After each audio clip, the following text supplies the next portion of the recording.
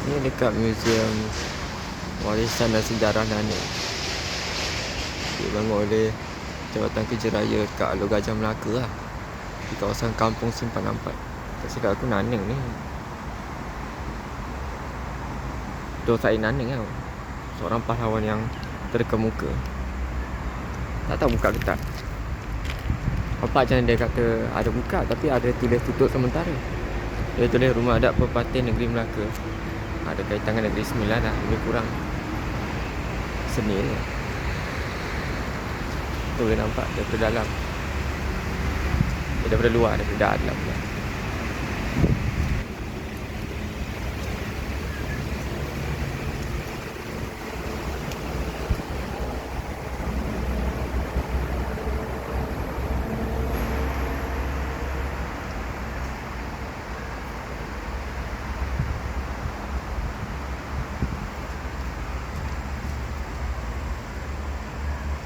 Tak boleh masuk ni, dia tutup sementara. Tadi dia tulis buka, dia kata tutup pukul berapa entah. Pukul 5 petang tak silap. Rumah Adat Perpatin Negeri Melaka.